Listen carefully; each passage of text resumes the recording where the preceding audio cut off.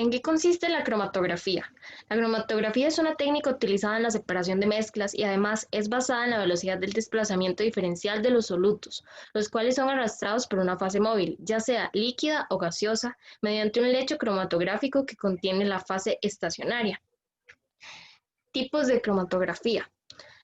Está la cromatografía líquida, que es cuando la fase móvil es un solvente y la fase estacionaria un sólido, o bien un líquido invisible con la fase móvil depositado en la superficie de un sólido. La cromatografía de gases, en este caso la fase móvil es un gas inerte y en la fase estacionaria es un sólido o un líquido sostenido por un sólido inerte.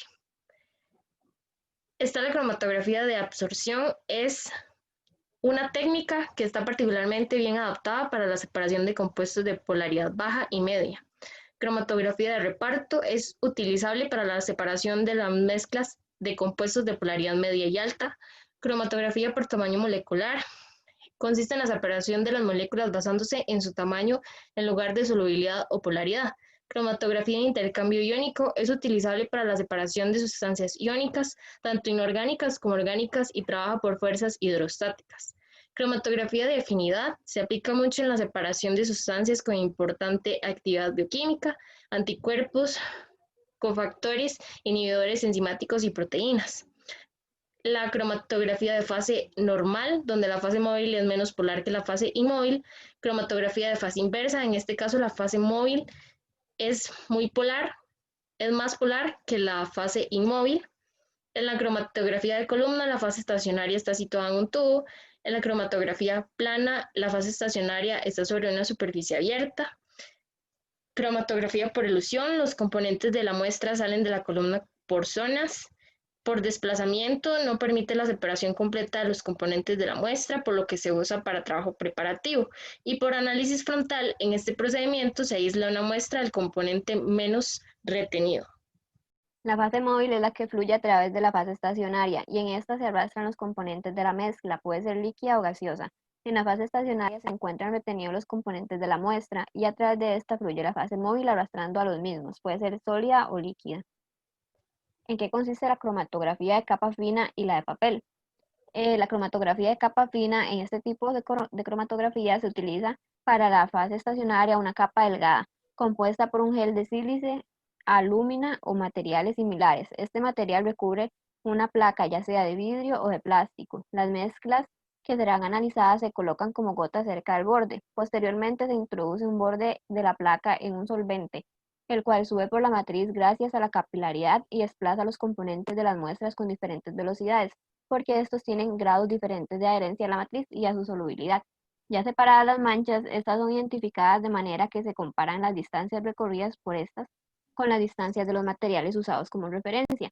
La cromatografía de capa fina se utiliza en mezclas biológicas como lípidos en tejidos vegetales o animales, también en isoprenoides y aceites esenciales que se encuentran en diversas partes de las plantas. En este tipo de cromatografía, las matrices son capaces de soportar solventes fuertes de una mejor forma que el papel utilizado en cromatografía de papel. Cromatografía de papel. En este tipo de cromatografía se utiliza como fase estacionaria el papel filtro o algún papel especial. En este papel, cerca del borde se colocan las manchas de la muestra y de materiales de referencia, que por lo general son líquidos. El borde del papel se sumerge en un solvente y este migra a lo largo de él debido a la capilaridad. De esta forma se desplazan los componentes de la muestra a velocidades que van a depender de la solubilidad en el solvente. Esta cromatografía es utilizada en mezclas complejas, tales como aminoácidos, péptidos, esteroides, carbohidratos en compuestos orgánicos y en iones inorgánicos. ¿Qué es el RF y cómo se calcula? El RF es el parámetro que define el comportamiento de un soluto antes de que éste entre en el proceso cromatográfico. También el RF es... ¿En qué consiste la cromatografía de columna? Esta cromatografía consiste en que se coloca una matriz sólida y porosa en la que se hace pasar la muestra que se va a separar en distintas sustancias. Lo último va a depender de la interacción con la matriz. Las sustancias se pueden separar según las características de matriz en cargas, hidrofobicidad, tamaño o unión a grupos químicos.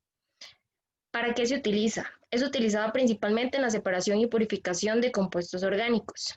¿En qué se asemeja y se diferencia con la cromatografía de capa fina y con la cromatografía de papel? La cromatografía de columna se asemeja con la cromatografía de capa fina, ya que en ambos se utiliza la alumina o gel de sílice como fase estacionaria y una fase móvil orgánica.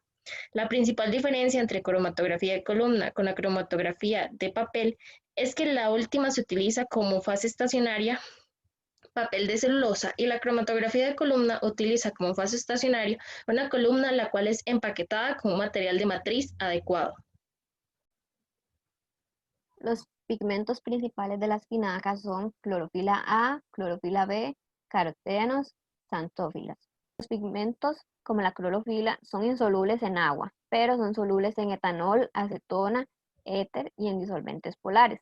La clorofila B es insoluble en agua, es soluble en etanol, éter y metanol. Xantófilas son ligeramente solubles en agua, solubles en disolventes polares. Los betacarotenos son insolubles en agua y son solubles en benceno y etanol. ¿En cuáles disolventes se espera que sean solubles los pigmentos de la espinaca? Se debe utilizar una mezcla al 30%. La clorofila insoluble en agua es soluble en compuestos orgánicos como la acetona, porque es un compuesto polar con un valor de 5,1. El alcohol se disolverá en luteína.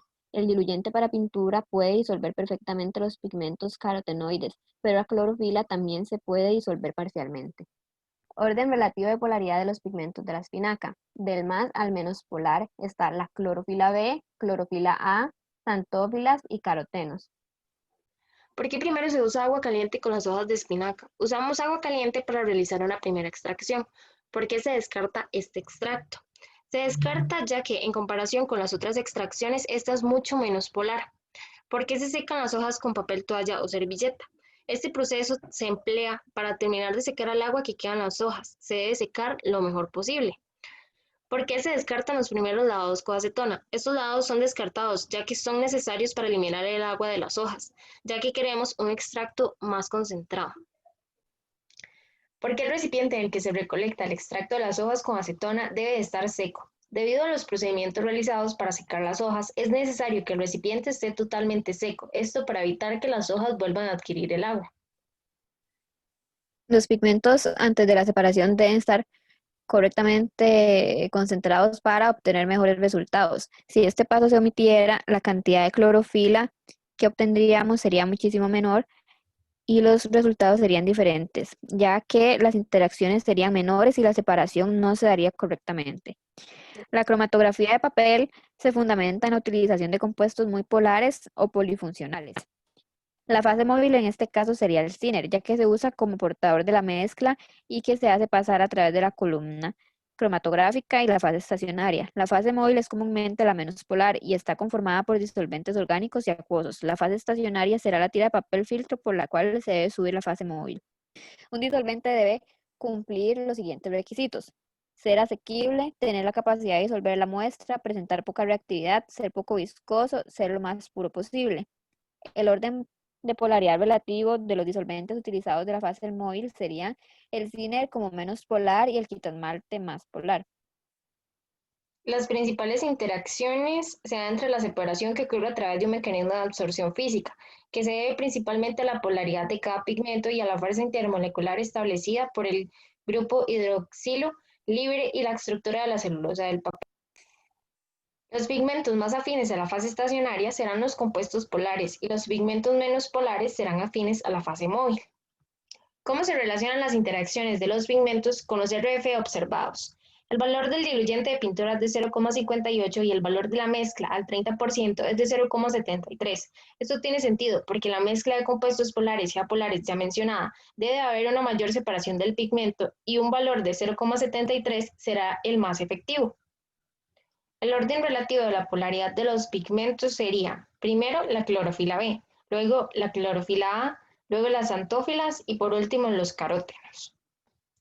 Dificultades encontradas. En la parte de la cromatografía de papel fue muy difícil colocar el papel tratando de que éste no tocara las paredes y de que no se resbalara. Por otra parte, en la cromatografía de columna, las instrucciones se encontraban algo confusas, por lo que en el primer intento no se obtuvo un resultado certero, por lo que en ambos experimentos se tuvo que repetir el procedimiento nuevamente. La polaridad influye en los valores de RF. Las xantófilas presentan un mayor RF que las clorofilas, ya que las xantófilas son menos polares y las clorofilas más polares. Esto es dado ya que cuando un compuesto es poco polar será retenido y su desplazamiento será más lento, por lo cual el RF será menor.